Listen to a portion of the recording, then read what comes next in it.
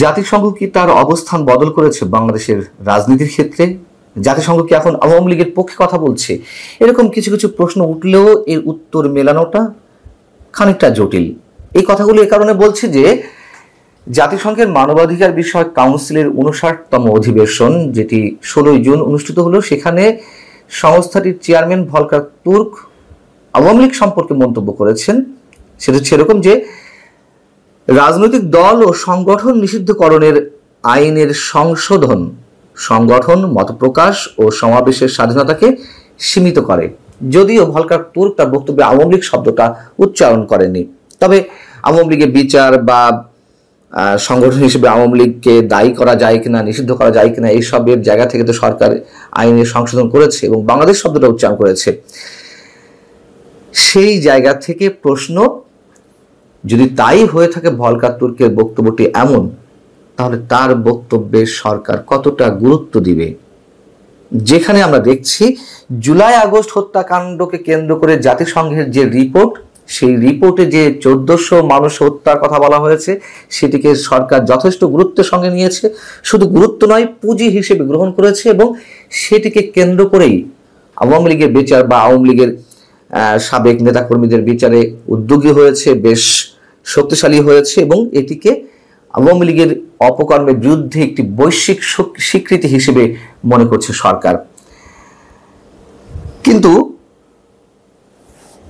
এই ধরনের মন্তব্য, ওই যে রিপোর্টটি জাতিসংঘ দিয়েছিল, সেই রিপোর্টের শেষাংশেও কিন্তু বলা ছিল যে জাতিসংঘ তাই বলে কোনো রাজনৈতিক সংগঠনকে নিষিদ্ধের পক্ষে মত ব্যক্ত করে না। সরকার সেদিকে তাকায়নি। আবার ভলকার তুর্ক যে বক্তব্যটি দিলেন, সেটি সরকারকে খানিকটা চাপের মুখে ফেলতে পারে। আমরা জানি জাতিসংঘের ভূমিকা কতটুকু কার্যকর এই বিশ্বে, তারপরও তার যে কোনো কর্মকাণ্ড বা মন্তব্য একটি বৈশ্বিক প্রভাব হিসেবে কাজ করে, এটুকু ধরে নেওয়া যায়। কিন্তু জাতিসংঘের যে বিতর্কিত অ্যাক্টিভিটিস বাংলাদেশের ক্ষেত্রে বা বিভিন্ন সময় বিভিন্ন ধরনের স্ববিরোধী মন্তব্য, সেগুলো আমাদের একটু মনে করিয়ে দেওয়া দরকার। তার কারণ আওয়ামী লীগের সময় যে একের পর এক প্রহসনের নির্বাচন অনুষ্ঠিত হয়ে আসছিল, বিশেষ করে 2024 7 জানুয়ারি নির্বাচনের আগে জাতিসংঘের যে ভূমিকা ছিল, যেই সরব উচ্চকিত তাদেরকে দেখেছিলাম একটা ফ্রি, ফেয়ার এবং ইনক্লুসিভ নির্বাচনের ক্ষেত্রে, ডক্টর ইউনূস সরকার আসার পরে এ পর্যন্ত নির্বাচন সম্পর্কে পশ্চিমা বিশ্বের অংশ হিসেবে জাতিসংঘ টু শব্দটি করেনি। বরং জাতিসংঘের বাংলাদেশস্থ যিনি আবাসিক সমন্বয়কারী গোয়েন লুইস, তিনি গত 4 জুন যে মন্তব্য করেছেন সেটি আপনারা জানেন। তিনি বলেছেন যে অন্তর্ভুক্তিমূলক নির্বাচন মানে রাজনৈতিক দলের নয়, সব জনগণের অংশগ্রহণ, এবং তার এই বক্তব্যটি দেশে এবং বিদেশে যথেষ্ট সমালোচনার জন্ম দিয়েছিল। আওয়ামী লীগ নিষিদ্ধের বিষয়েও গোয়েন লুইস একটি মন্তব্য করেছিলেন, সেটি হচ্ছে যে দেশের পরিস্থিতি হিসেব করে আওয়ামী লীগের নিষিদ্ধের রাজনৈতিক সিদ্ধান্ত নিয়েছে সরকার, অতএব এই বিষয়ে তাদের কিছু বলার নেই। আবার ভলকার তুর্ক বললেন, এবং এর আগে জাতিসংঘের যে রিপোর্ট, সেই রিপোর্টেও বলা ছিল যে কোনো ধরনের কোনো রাজনৈতিক সংগঠন নিষিদ্ধকে তারা সমর্থন করে না। এখন করিডোর ইস্যুতেও তো আমরা জাতিসংঘের ভূমিকাটা জানি। যুক্তরাষ্ট্রের এজেন্ডা বাস্তবায়নের যে পথ, সেটি জাতিসংঘের মাধ্যমে তারা বাতলে নেওয়ার চেষ্টা করছে। জাতিসংঘের মহাসচিবের মুখ দিয়েই প্রথমে হিউম্যানিটেরিয়ান করিডোরের বিষয়গুলো এলো, পরবর্তীতে আবার এই গোয়েন লুইস, বাংলাদেশের তো জাতিসংঘের আবাসিক সমন্বয়কারী, তিনি আবার বললেন না, এই ধরনের কোনো কথা জাতিসংঘ বলেনি। এক এক সময় এক এক ধরনের চরিত্র বা তাদের বক্তব্য আমরা আমাদের সামনে উপস্থাপিত হতে দেখছি। আবার সেনাবাহিনী সম্পর্কে ওই ভলকার তুর্ক বিবিসিতে একটি ইন্টারভিউতে তিনি বলেছিলেন যে জুলাই আন্দোলনে সেনাবাহিনী যাতে কোনো ধরনের ভূমিকা পালন না করে বা কোনো ধরনের তার সদস্যরা যাতে গুলি না চালায়, সেই জন্য সতর্ক করে দিয়েছিল জাতিসংঘ। বা ভলকার তুর্ক তিনি এটি নিজে নাকি আমাদের সেনাপ্রধানকে বলেছিলেন, যদিও সেনাবাহিনীর পক্ষ থেকে তার প্রতিবাদ জানানো হয়েছিল। এই যে ভলকার তুর্ক যে মন্তব্যটি করেছিলেন, এটিও তিনি করতে পারেন না বা এটি করার কথাও নয়। এই ধরনের কোনো সিদ্ধান্ত নিতে গেলে বা এই ধরনের কোনো বক্তব্য কনভে করতে গেলে অবশ্যই জাতিসংঘ রেজলিউশন আনতে হবে। সেগুলো তো নিশ্চয় হয়নি। তাহলে জাতিসংঘের নানান ধরনের বক্তব্য পরস্পর বিরোধী, নিজেদের যে মন্তব্য আমরা নানান সময় হতে দেখছি।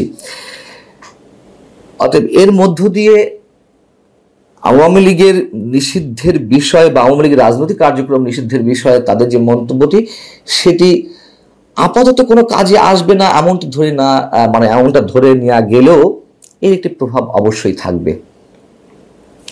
আর যে বিষয়টি এই সঙ্গে মানে একই সঙ্গে তুলে ধরা দরকার, সেটি হচ্ছে বাংলাদেশের জাতিসংঘের মানবাধিকার বিষয়ক হাই কমিশনার একটি কার্যালয় খোলার বিষয়ে ভলকার তুর্ক 16 জুন একই সময়ে তার বক্তব্যে বলেছেন যে তিনি আশা করছেন যে এই সংক্রান্ত বাংলাদেশের সঙ্গে যে চুক্তি রয়েছে সেটি খুব দ্রুত বাস্তবায়ন হবে। এটিও একটি বিতর্কিত বিষয়। এবং একটু বলে রাখি যে সরকারকে একটা চাপের মুখে রাখতেই আবার মানে এই ধরনের মন্তব্য করেছেন কিনা রাজনৈতিক সংগঠনের কার্যক্রম নিষিদ্ধের বিষয়ে।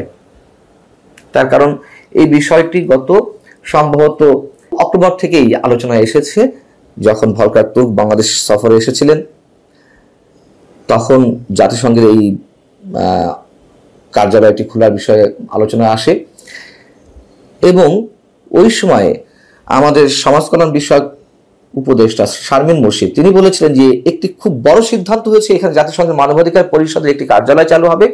অফিসটি চালু হলে যে সুবিধাটি আমাদের সবচেয়ে বেশি সেটা হচ্ছে মানবাধিকার লঙ্ঘনের যে ক্ষেত্রগুলো তারা সরাসরি তদন্ত করতে পারবে, অর্থাৎ জাতিসংঘ সরাসরি তদন্ত করতে পারবে। এটি আপাত দৃষ্টিতে একটি ভালো মানে গোবেচারা টাইপের একটি মন্তব্য মনে হতে পারে, কিন্তু আমাদের একটু মনে করিয়ে দেওয়া দরকার সবাইকে যে জাতিসংঘের এই যে লোকাল অফিস খোলার যে ইতিহাস আমাদের সামনে রয়েছে সেটি খুবই নেতিবাচক। যেমন যদি একটু বলি, শ্রীলঙ্কায় যখন তামিল বিদ্রোহীদের সঙ্গে যুদ্ধ চলছিল তখন জাতিসংঘ 10 বছর ধরে দিন দেওয়া করেছে সেখানে একটি তাদের কার্যালয় খোলার জন্য।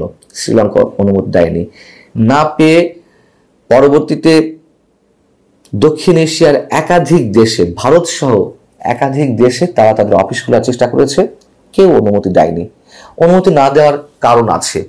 তার আগে একটু বলে নিই, যেসব দেশে এ পর্যন্ত জাতিসংঘের কান্ট্রি অফিস বা ছোটখাটো পর্যায়ে কোনো লোকাল অফিস খোলা হয়েছে তার মধ্যে কোন দেশগুলো রয়েছে। যেমন কান্ট্রি অফিস খুলতে পেরেছে ব্যাংকক সহ কয়েকটা দেশে। এর পাশাপাশি রয়েছে Burkina Faso, Cambodia, Chad, Guatemala, Guyana, Honduras, Liberia, Mauritania, Mexico, Niger, Palestine, Syria, Sudan, Tunisia এবং ইয়েমেনে। দেশগুলোর নাম শুনলে আপনারা বুঝতে পারছেন এর সব কটি রাষ্ট্র কোনো না কোনোভাবে সংকটে নিমজ্জিত। কোথাও যুদ্ধ, কোথাও জাতিগত সংঘাত, কোথাও আঞ্চলিক সংঘাত।